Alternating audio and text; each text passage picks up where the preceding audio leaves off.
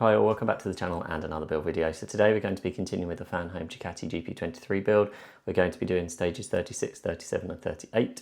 So this is just to remind you, we've done the right fork and we've put the handlebar on there, or the start of the handlebar. And today we're going to be doing the left fork, I believe, and then mounting this in and probably attaching it to the bike, hopefully. So let's see, and here's the bike just for reference. Really nice looking bike so far. So yeah, let's get going. So guys, for stage number 36, the first part of building the left shock is going to be to pop this 36B inside. So to do that, we will use a pair of tweezers, drop it down into the shaft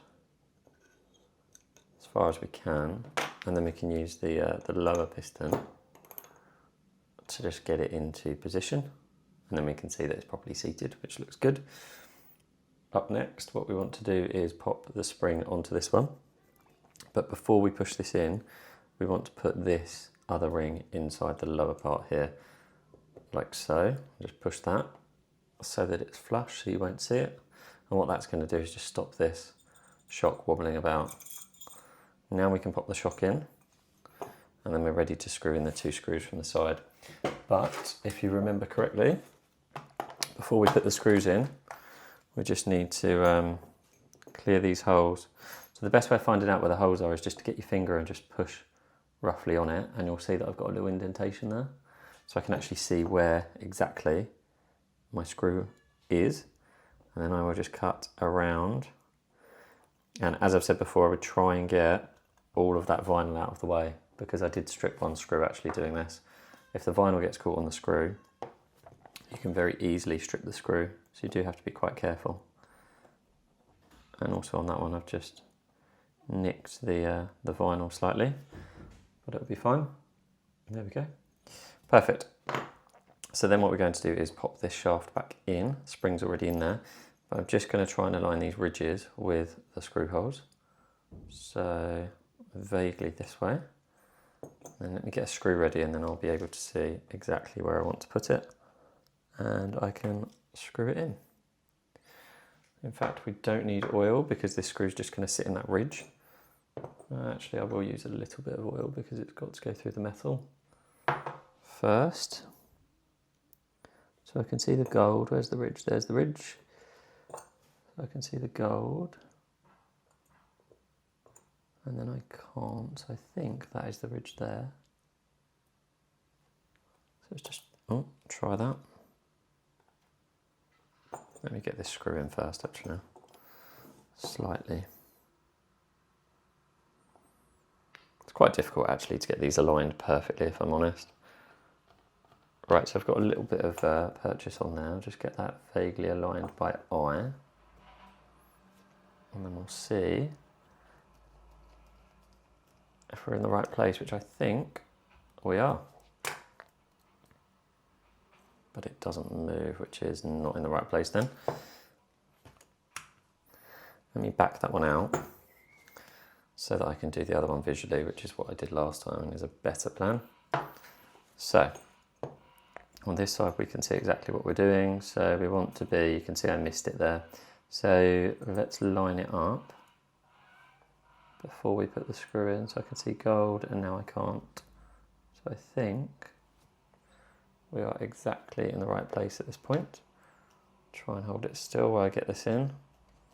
Yeah, there we go, we're in the right place now, I can feel it. So the other one's not tight, but this one is, which is enough to hold it. So we just need to do this one up and then we're good. There we go.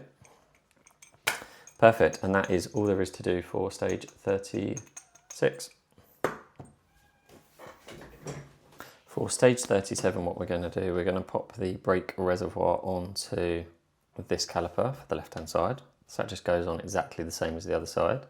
And then what we're going to do, similarly to what we did on the other side as well, is we're going to pop the caliper housing onto the bottom of this fork here. And again, you've got O-lins on the outside, and then you've got the L inside. And it's going to sit in the assembly like so in the next stage. So this is quite a simple one, to be honest. Let me know how you guys are finding this build. I am really enjoying this one. I'm finding it relatively easy. The most challenging part on this one was probably the airbox foil and also the the cabling. The cabling system was quite elaborate, or detailed I should say, but again, really nice build to be honest. I'm really enjoying it. Let me know what you guys are considering from Fanhome as well. I know obviously they've done a Ferrari kit now, Formula 1 car, which looks amazing, and then also a Lamborghini Revolto. So yeah, let me know if you guys are building that one. Just drop a little comment and I might consider it for the channel. Stand by for more. I'm just going to tighten these fully because I don't want any wobble. There's a little bit of play in the actual shock, but I don't want any play in the bottom section per se. So I'm just going to tighten those up so they are nice and secure. And that is it for stage 37. Just give you a close-up view of it. Same as the other one, to be honest, just a mirror image. So guys, for stage number 38, what we're going to do is start assembling the left fork into that assembly. So we'll pass it in from the rear with the caliper or the brake caliper housing facing upwards, and then we want to pop a BM screw into this bit here. So let me just get a BM screw ready, which is just over here. And we're just going to pop one of those in from the back. So let's just get that aligned. Looks to be there. And we'll just screw that in.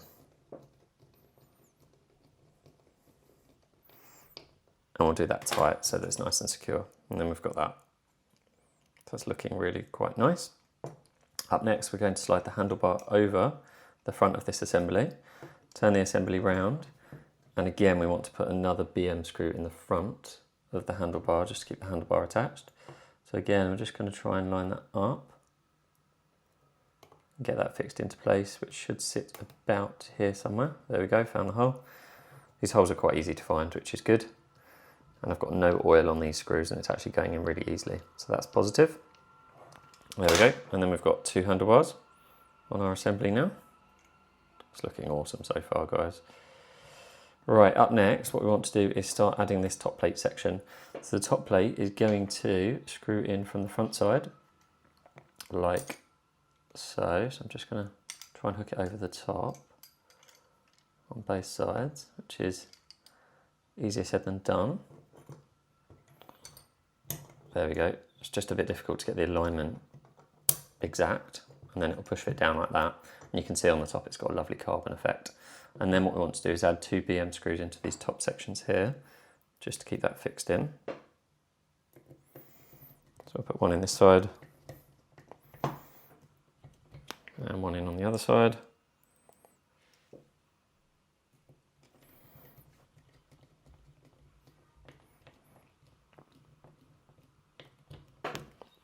And there we have it. We have got a lovely handlebar section. Looking really, really nice. O-lins, carbon effect on the forks, carbon effect on the thing. And yeah, looking very nice. Just give you a close-up of that. And that is it for stage 38. What it does tell us to do is just to pop this on the top of the tank, or sorry, on the top of the frame. I'll show you briefly. And just tape it in with a bit of masking tape, but to be honest, I'm just going to pop that in my drawer and just keep it safe. But that's going to be a centralised sort of pin, but I'm just going to keep that safe. And that is it for step number 38. So with 38 completed, we have now finished this pack. So as I said before, we've only got 3 issues in each pack now, which is a bit of a shame. It really slows down the build. So I'm only up to 38, but you can see already we've got some significant pieces of this bike already. That's obviously going to sit in here, so you can see the size of it, and the quality and the details looking really, really good. So very, very happy with it. And one thing that I do like about these kits actually is they're really quite light. So this is probably 500 grams compared to some of the solid die-cast kits. Even this would be maybe 2 kilograms. So yeah, it's really nice, a bit easier to work with because it's so light. But yeah, let me know what you guys think. If you've got any problems, just hit me up on Instagram or YouTube, of course. Ask me any questions, more than happy to help. And I'll see you again soon for another video. Cheers.